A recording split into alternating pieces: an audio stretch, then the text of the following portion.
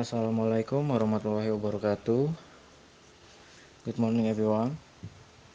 In this opportunity we will discuss about pragmatics and this material that will be presented by Group 10 with the member first is me as a moderator, Abbad Bisyri Maarif Hamidy. The second is Widya Purwaningsih. The third is Yudha Utama Saputra, and the last one is Intan, Jelita, Rohma.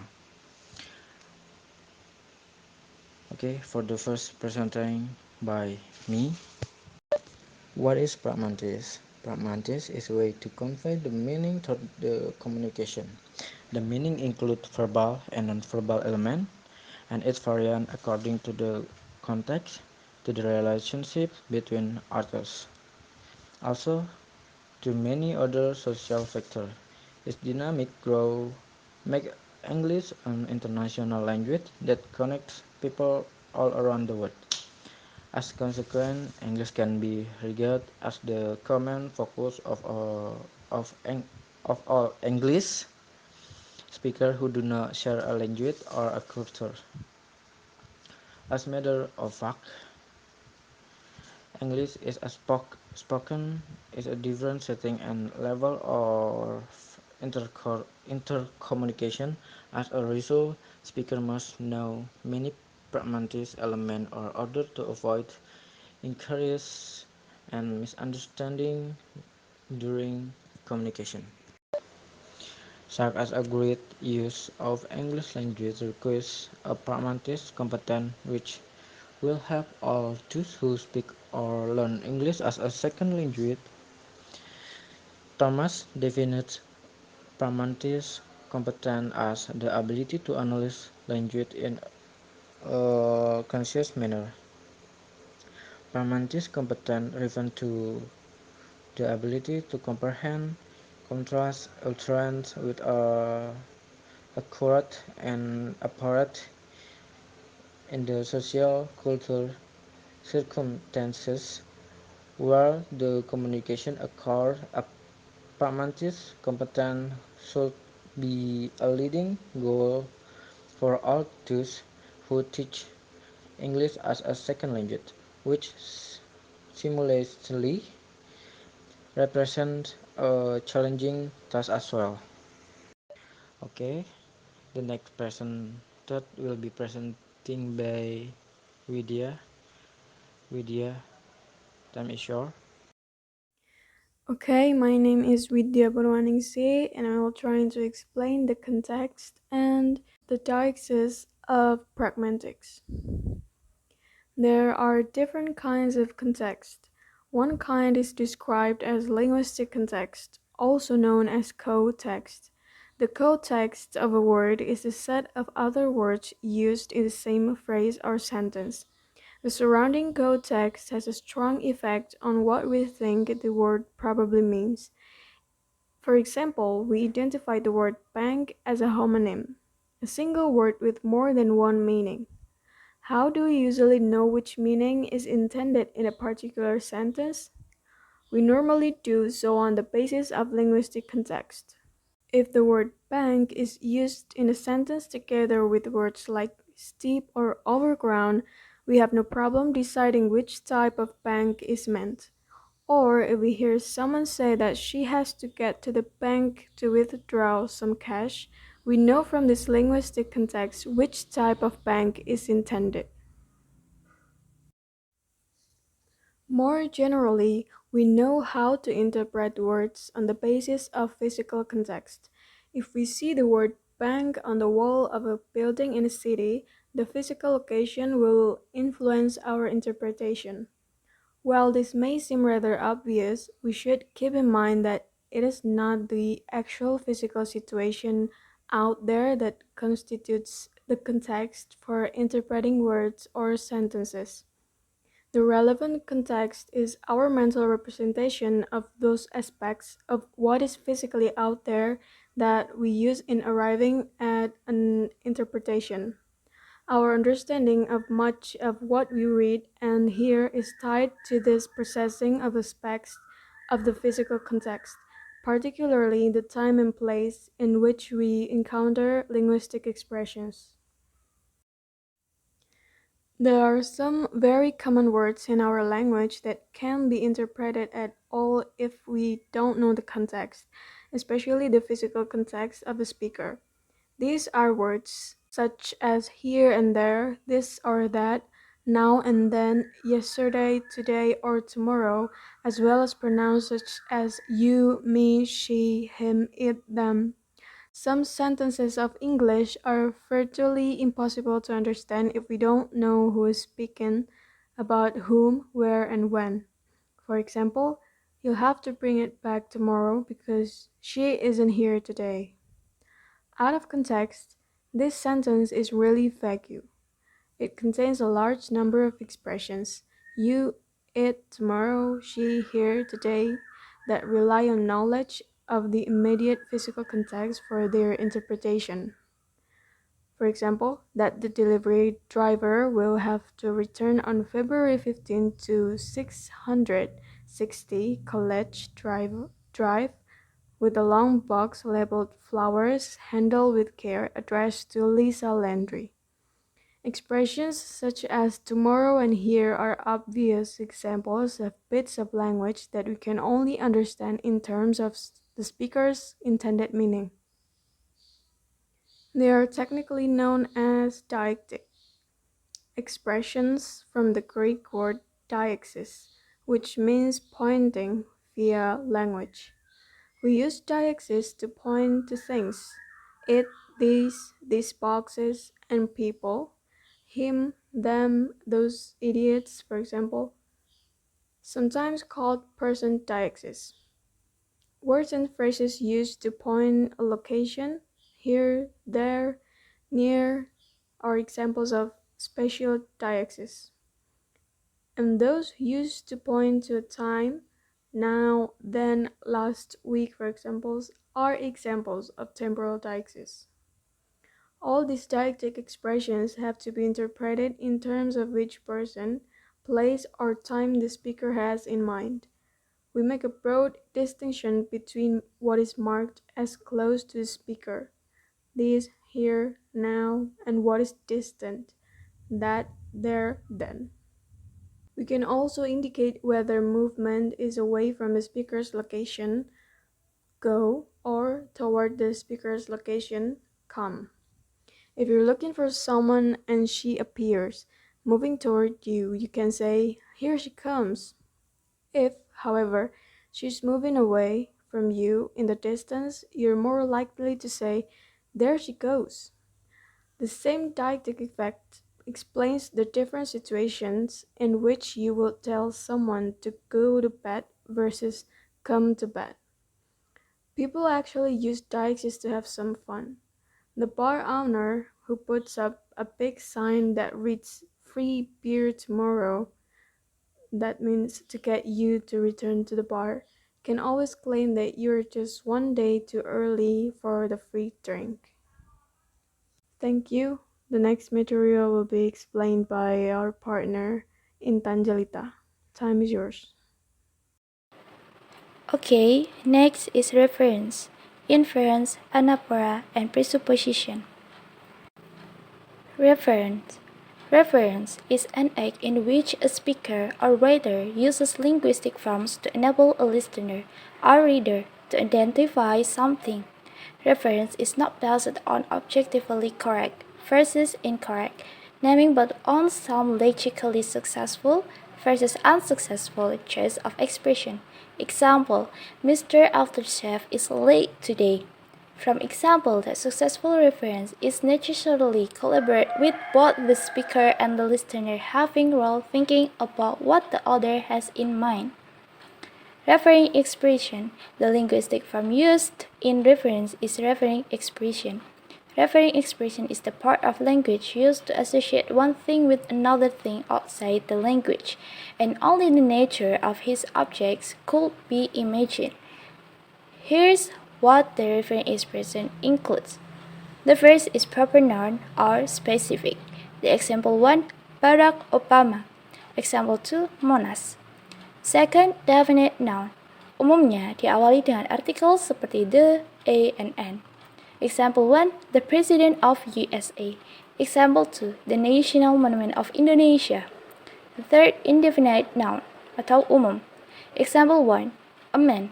Example 2, a monument.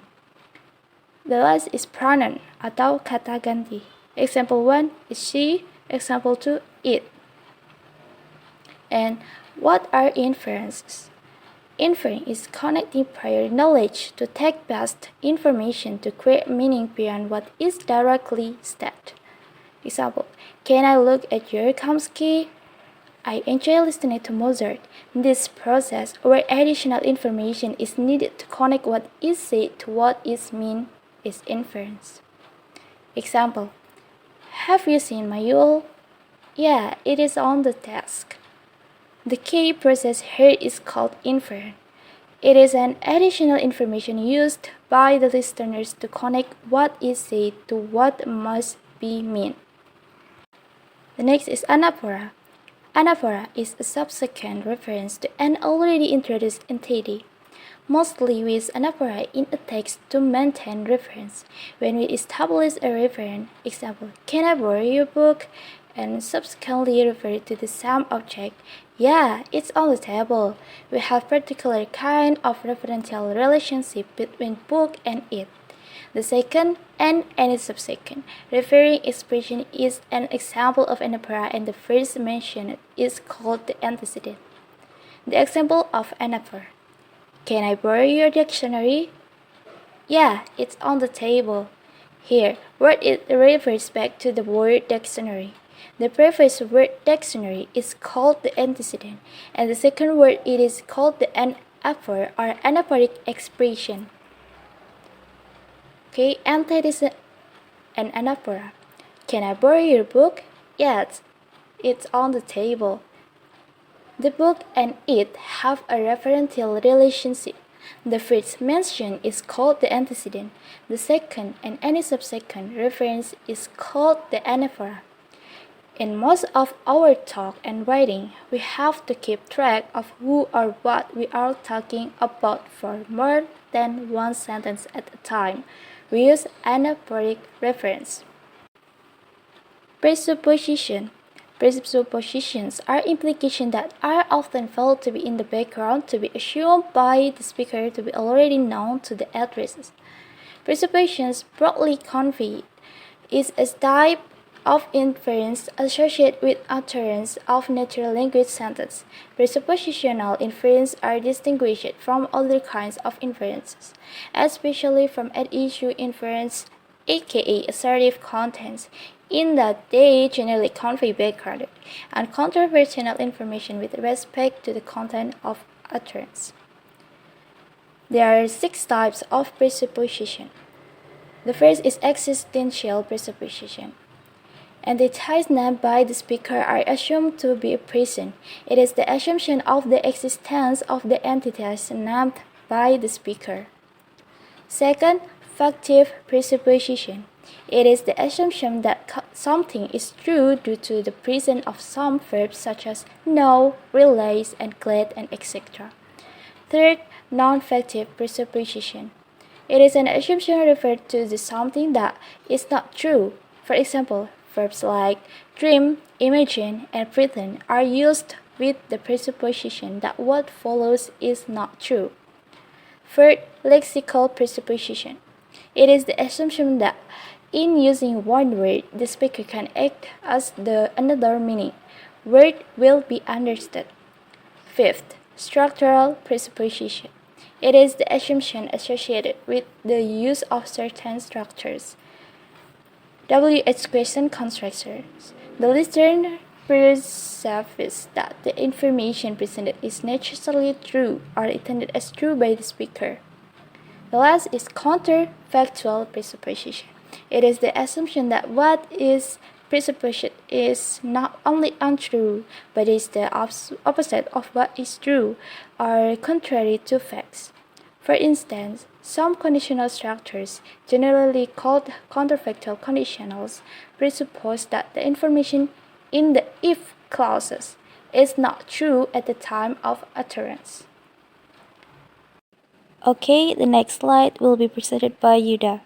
Yudha, time is yours.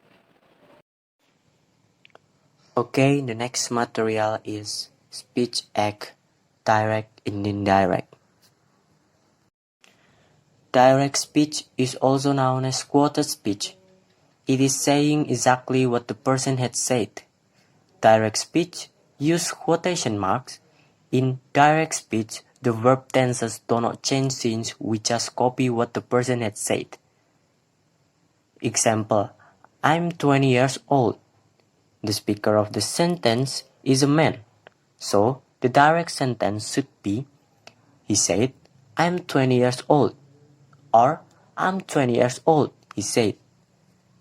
Jadi, penggunaan quotation marknya itu hanya pada kalimat I'm 20 years old. Next, kalimat benar dan salahnya. Contoh kalimat salah. I will buy a new bike, Bob said. Di kalimat tersebut, penggunaan quotation marknya salah. Next, indirect speech is also known as reported speech. It doesn't use quotation marks. What the person said doesn't need to be word for word. In indirect speech, the verb tenses change. Example, I'm sleepy. The speaker of the sentence is a girl. So, the indirect speech is, she said that she was sleepy. Or, she said she was sleepy. Correct the indirect wrong sentence. She said that she was watching TV. This is a wrong sentence. And correct sentence is she said that she was watching TV. Jadi kenapa kalimat yang pertama yang she said that she was watching TV salah karena terdapat quotation mark. Bisa kita ketahui bahwa indirect speech tidak menggunakan quotation mark. Jadi yang benar, she said that she was watching TV. Next material about politeness, negative and positive. Politeness can be defined as a way to show alertness toward the face of someone else. The face of either the hearer or the speaker is one of several things which have to be considered by the speaker in making communication. Positive politeness. Positive politeness is a type of politeness strategies proposed by Brown and Levinson, whose orientation is the positive face of the hearer. In the positive politeness strategy, the face-threatening act is minimized by implicating that the speaker likes some of the hearer's wants. In so doing this, the positive face want of the hearer will be fulfilled and the hearer will be believed that the speaker is in the same group with him or her. There are some strategies of positive politeness. First, noticing and attending to hearer. In this strategy, the speaker is expected to take notice to the hearer's attribute such as the appearance, possession, or anything related to the hearer. This strategy can be done through compliments. For example, "Wow, congratulations on your graduation. I'm glad to hear that." Second, exaggeration. This strategy suggests the speaker to convey some things that are exaggerated. For example, "How cool you look when you play the piano. When I heard it, I felt like I was in a majestic palace." Third, intensifying interest in listeners. In this strategy, the speaker shows that he or she has the same common goal with the listener by making the listener intensive intensify interest in the speaker. For example, hey bro, after I learned Twitter, now many of my girlfriends like me. Do you want to learn Twitter too? Okay, next, negative politeness. Negative politeness is another type of politeness strategies proposed by Brown and Levinson. In negative politeness, the speaker is aimed to fulfill the negative phase wants of the hearer. This negative politeness is characterized by self-effacement, formality, and restraint, attention to restricted aspect of the hearer's self-image, and the hearers want to be unimpeded. There are some strategies of negative politeness. First, giving deference. This strategy persuades the speaker to use honorific expression when mention the hearer. Example, Father, I will be home before 10 p.m. So, if I come home after 10 p.m., you can lock the house. Second, being pessimistic. In this strategy, the speaker redresses the hearer's negative phase by explicitly expressing doubt whether the hearer can obtain what the speakers need or not. Example, if you had a little time to spare for me this afternoon, I'd like to talk about my paper. Third, minimizing the imposition. The speaker can apply this strategy by making the intrinsic seriousness of the imposition look smaller. This kind of strategy is often signalized by the use of the words only, a little, and a few, and etc. Example, can you just be quiet for a second? Okay, that's all the material from me. Back to the moderator. This is the end of our presentation from group 10. Thank you for your attention. Sorry if there are any mistake.